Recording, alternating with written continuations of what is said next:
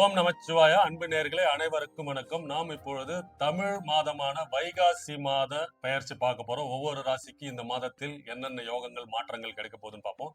சூரியன் அவரோட வீட்டிலிருந்து ஒரு கட்டத்துக்கு மாறும் போதுதான் இந்த தமிழ் மாதம் பிறக்குதுங்க. நான் ஆல்ரெடி நிறைய வாட்டி சொல்லியிருக்கேன். ஸோ சித்திரை மாதம் பிறந்ததுக்கு அப்புறமே நிறைய பேருக்கு வாழ்க்கையில ஒரு வெளிச்சம், புதிய முன்னேற்றம், புதிய புதிய தொழில், அரசியல்ல மாற்றம்லாம், பெரிய மாற்றம்லாம் நிகழ்ந்தது காரணம் இந்த சூரியன். ஏன்னா சூரியனை இது பின்தொடர்ந்து தான் எல்லா கிரகங்களும் நகருது. சூரியனை வச்சுதான் இந்த நவகிரகங்களும் இயங்குதுன்னே சொல்லலாம். ஏன்னா அந்த சூரியன் ஒளியை வாங்கி தான் அனைத்து கிரகங்களும் பிரதிபலித்து ஒரு மனிதனின் தாக்கத்தையும் முன்னேற்றத்தையும் வெளிப்படுத்துது. ஸோ இந்த சூரியன் உச்சம் பெறும்போது பாருங்க, ஏன்னா சூரியன் அரசாங்கம், அரசியல், பொது வாழ்க்கையை குறிக்கக்கூடிய கிரகம். அதனாலதான் இந்த அரசியல்ல இவ்வளவு பெரிய மாற்றம் அமைந்தது காரணம் இந்த சூரியன் உச்சம் பெறும் சித்திரை மாதத்தில்.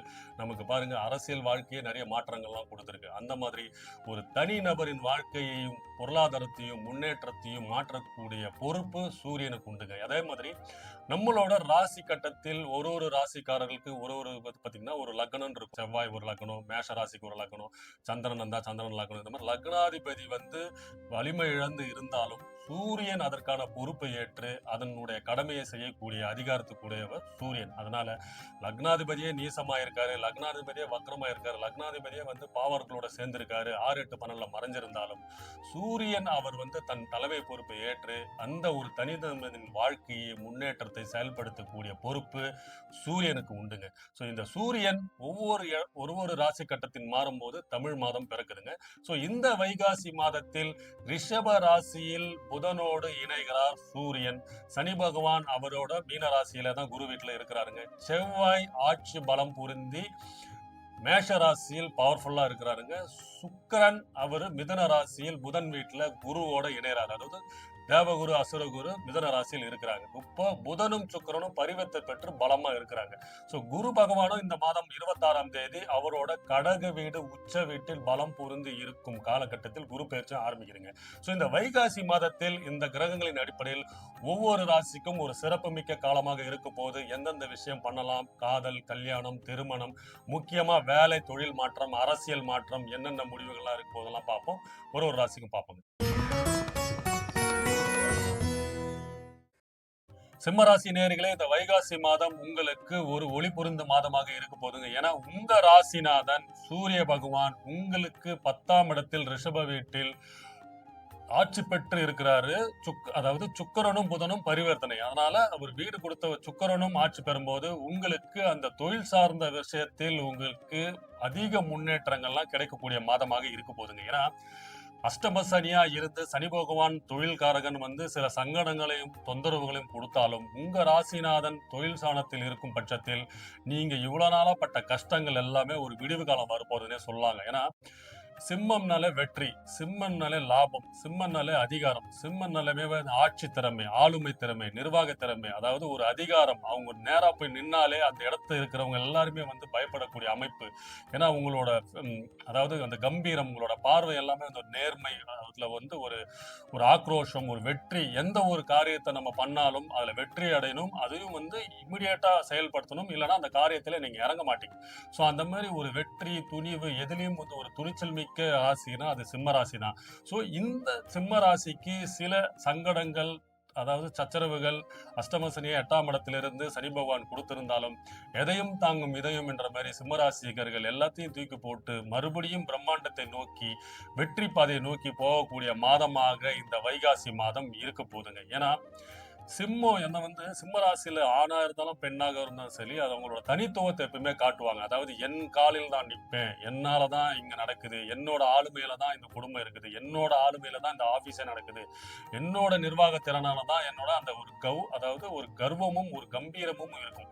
அதுல ஏதாவது அவங்களுக்கு ஒரு ஒரு சிக்கலோ, அதுல ஒரு தரக்குறைவோ, அவங்க அதை பத்தி ஏதாவது சொன்னாங்கனாலே அவங்களால தாங்கிக்க முடியாது. அப்படியே அந்த மாதிரி யாராவது பழி போட்டாலும் அதை விலக்கி, அதை நியாயப்படுத்தி, நேர்மையாக்கி, அதை என்னோடதுதான், நான் தான், என்னாலதான் இது நடந்தது நடந்தது, என்னோட வழிகாட்டுதல்ல தான் இது நடந்தது என்று மேலிடத்திலும் சரி, அதாவது அவங்களுக்கு யாருக்கிட்ட நிரூபிக்கணுமோ அதை நிரூபிச்சு ஸ்ட்ரைட்டா போயிட்டே இருப்பாங்க தலைநிமிர்ந்து. ஸோ இவங்களுக்கு இந்த சிம்ம ராசிக்கு 10ஆம் இடத்தில் சூரியன் ஆட்சி பெற்று இருக்கும்போது பாக்கியாதிபதியான செவ்வாய் 9ஆம் இடத்தில் பாக்கியமா இருக்கும் காலகட்டத்தில் அனைத்து பாகியங்களையும் செல்வங்களையும் கிடைக்க பெறுவார்கள்.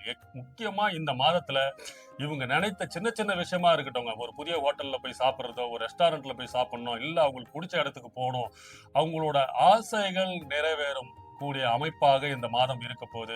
உங்க குழந்தைக்காக முதலீடுகள் செய்வீங்க. உங்க குழந்தையின் நலனுக்காக ஒரு சிறு சிறு முதலீடுகள் பண்ணி அவங்களுக்கு ஒரு எதிர்கால திட்டங்கள் செயல்படுத்துவீர்கள். அவங்களோட அதாவது எஜுகேஷனும் சரி, கல்லூரியில சேர்க்கறதுக்காகவும் சரி, அதுக்கான முனைப்பிடுவீர்கள். அதற்காக நீங்க 4 பேர்கிட்ட விசாரிப்பீங்க. எல்லா வழியும் இது யோசிச்சு ஒரு தீர்மானித்து குழந்தைகளின் கல்விக்காகவும் அவங்களோட எதிர்கால திட்டத்துக்காகவும் சில முடிவுகள்லாம் இந்த காலத்துல எடுப்பீங்க.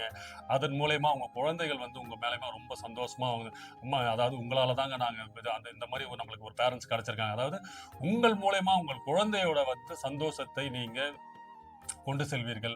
வீட்டுல சுபகாரியங்கள் நடத்துறது, அதாவது வீட்டுல சும்மா ஒரு ஹோமம் பண்றது, கணபதி ஹோமம் பண்றது, இந்த அமைப்பெல்லாம் இந்த காலகட்டத்தில் இந்த மாதம் நீங்க பண்ணுவீங்க. முக்கியமா உங்களுக்கு இந்த இறைவன், அதாவது சிவன் வழிபாடு, முருகர் வழிபாடு ரொம்ப ரொம்ப பிடிக்கும். இந்த மாதத்தில் அதையும் நீங்க போவீங்க. குலதெய்வ வழிபாடு மேற்கொள்வீர்கள். ஸோ இந்த மாதம் உங்களுக்கு புதிய வேலைகள் திட்டங்கள் கொடுக்கக்கூடிய மாதமாக இருக்க போது. உங்களுக்கு ஏற்பட்டு வந்த கஷ்டங்கள் சங்கடங்கள்லாம் தீர்க்கக்கூடிய மாதமாக இருக்க போது.